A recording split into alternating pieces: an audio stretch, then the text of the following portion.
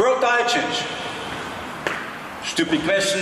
I asked that question, I don't know, 100 times now, 101 times since I've been in Australia. I'm going to ask this question to you too. Is there anybody in the room that wants to gain weight? Gain weight. Everybody's smiling. It looks like that everybody has the same issue as I have. You really don't want to gain weight. You're looking for a way to lose weight without giving up things. Isn't it true? Are you the only ones here in Australia? Or out of 7.5 billion people, we're more likely a part of a group of 5 billion people in this world that come to the conclusion that we really don't want to gain weight anymore. So what do we want then? Well, if we don't want to gain weight, we'd like to lose it without giving things up. So now I'm asking you, as well as I was asking myself, what have you been doing the last 20 years? All of you sitting here, and including me, we have contributed that there's more and more people out there that don't want to gain weight anymore. And yet, we're looking for ways to grow more and more and cheaper foods, and feed more and more animals and make it cheaper meats and cheaper processed foods. It's stupid. It's a rat race we're in. It doesn't make sense anymore. If you looked at the World Health Organization's the last statistics, you can read it in the internet, you can look it up. You know what the four main causes are, the four main things are that causes early death today? High blood pressure, number 1, diabetes, number 2, cholesterol, number 3, obesity, number 4. All has to do with what? With what we eat today. And are you aware that 50 years ago, I mean, to stuff yourself, you or me, just to make you feel full, you need exactly 3 kilograms of food. After that, you don't want to eat more, normally. Mr. Average. 3 kilograms of food 50 years ago was about 2,500 calories.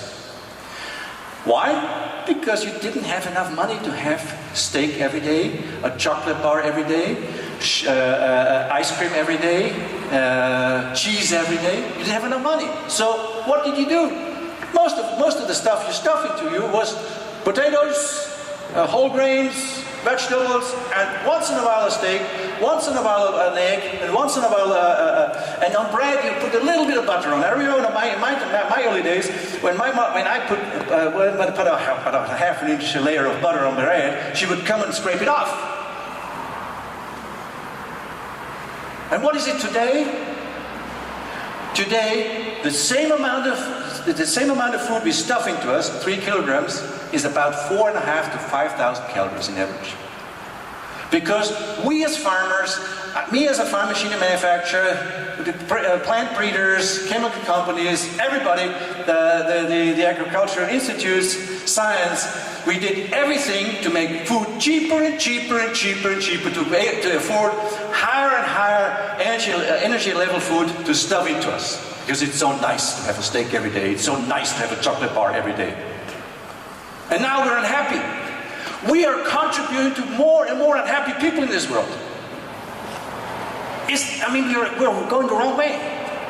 And not only that we create unhappy people the way we farm, also we're making sure that the health industry is on our backside making more and more and more money. If you take the diabetes 2 market, diabetes 2 is not the genetically diabetes you have, it's the diabetes you have when you eat too much sugar. In North America, diabetes 2 market in North America is a $45 billion market. If they would cut sugar consumption by half, the $45 billion market would be gone because the diabetes 2 market would not exist. Guess what? And the same happens with too much meat, too much milk products and whatsoever. Ice cream and cheese and blah, blah, blah. It's too much. Our digestion system is not built for that. And that's why we have a waistline issue. And that's why we have a health issue. And the health industry is living off that. So you understand what I mean when I talk about diet change. There is a mega demand market. The market about losing weight and becoming healthier. Period. Over 50% of the world population is demanding that. And when there's a demand, there's money for it. And there's a business model for it.